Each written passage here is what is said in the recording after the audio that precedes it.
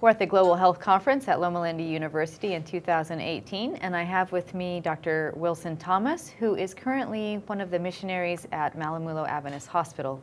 Welcome this afternoon. Thank you. Tell me, how did you become a missionary in Malawi? The first time I went to Malawi, my uncle had worked there before, and I went back with him to visit some of his old friends. I was 11 years old. From then, I was kind of addicted. You see the intense need that they have, the poverty, the disease. So I kind of always had it in my head since I was young. Sure, and so you became a physician. What kind of physician are you? I'm a pediatrician. All right, and so I did medical school and residency at Loma Linda. Okay, and as part of your residency training, I think you took a rotation to Malamulo. Yeah, in both medical school and residency, I did a month. And you mentioned this great need. Tell me, during those trips, what was the need you saw? What did you see when you were visiting? Well, everybody has need there, but I'm a pediatrician. I'm biased towards the children. The villagers, they just have nothing. Our biggest killer there is malaria. Our second biggest killer is malnutrition. They can't afford food to eat. They don't have shoes. They don't have reasonable clothes without holes. They can't afford school books, so the dropout rate from school at a young age is very high. Just from anywhere to anywhere, they need everything. Yeah, and so when you say nothing, I mean, so describe for us a village house. So it doesn't have streets, it's all dirt. Yeah, dirt out in the village, no electricity, no running water. They go to the pump and pump their water. Right. Which makes everything difficult. Cooking, cleaning, bathing. Many don't have mosquito nets, which is why malaria is so high. It's not an easy life. Right, and so even cooking with no electricity, right? So they're cooking on fire or charcoal. Yeah, lung disease in the older women is very high because they sit over these cooking fires and breathe smoke their whole lives. And it triggers asthma in the kids as well. well. Yeah. That's right. So you decided at a young age you wanted to go. You went in medical school and saw this great need and decided you were going to go ahead and be a missionary.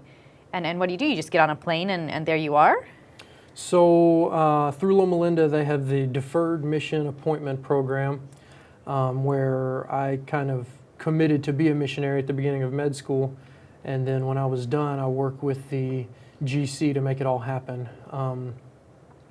It's a long process. It goes through all the paperwork and this and that, and you get visas, and yeah, they park a container out in front of my house and I fill it up with all my stuff, and long story short, wind up 3 months later. Yeah, 3 months later, you're there and your container full of your household goods arrives. Yeah, so in general, the GC makes it a fairly smooth transition. Yeah. It's not too much trouble for the doctor that's moving over there. All right, and so you anticipate a total of 5 years as a missionary, and you've done one. I've done one, yeah. So tell me, the first year of mission life, the good, the bad?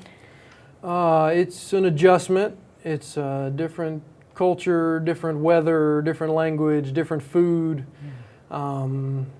We definitely give up a nice doctor lifestyle here to live there, but it's a lot of fun. Every day is fun. Yeah. And so if you could say one thing to all the medical students here in Loma Linda that are also dreaming of their future lives, their doctor lives, and some of them thinking I'd love to help the world, what kind of advice do you have for people that want to or would consider being missionaries like you? If you have the opportunity, anytime, go see what you can do during medical school, during residency, or just any free summer vacation that you have, whatever. Go find some organization, volunteer, get some experience, and it's addicting. It is, and I've done mission work myself, so I know that once you get into it, seeing that poverty, it's impressive. Tell me, out of your first year there, maybe one or two stories that really stand out in your mind. One thing I hear ER doctors say the reason they like it is because you never know what's coming through the door. It's always interesting. You never get bored. It's the same way over there. You see the weird stuff that you read about in the medical textbooks, but it's interesting stuff every day. The bread and butter is, like I said, malaria and malnutrition are big ones, dehydration. But we get traumas from, kids falling out of mango trees, hit by cars. We get, I had a lady that came in and said a snake had spit in her eyes. I'll always remember that one. Just stuff that's at advanced stages. They haven't seen a doctor for whatever it is. But it's always interesting. Pesticide poisonings. We have kids that are very, very, very sick for days, and then they get better, and those are the really good, rewarding ones. And we have a lot of kids die, so it can be sad as well.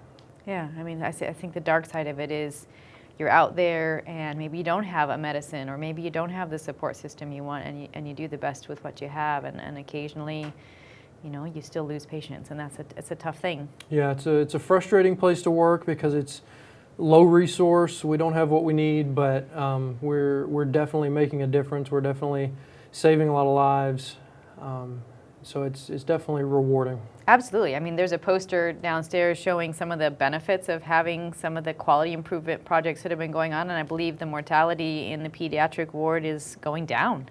It is, yeah. It's steadily going down, Yeah. So I'm pleased with that. Right. I mean, so they're on board every day, taking care of the patients, improving the quality, getting better access to medications. Yep.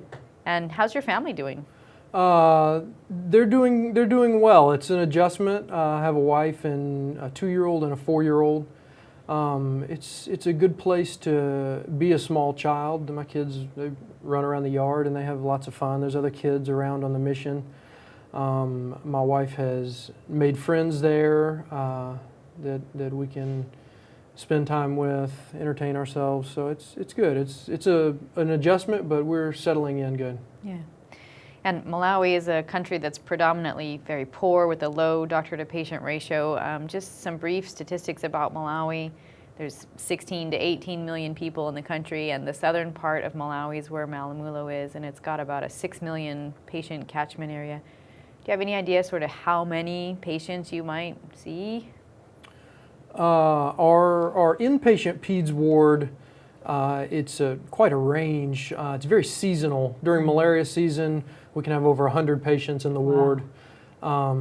Or during hot, dry season, less rain, less mosquitoes, less malaria, we can go down to less than 10 patients.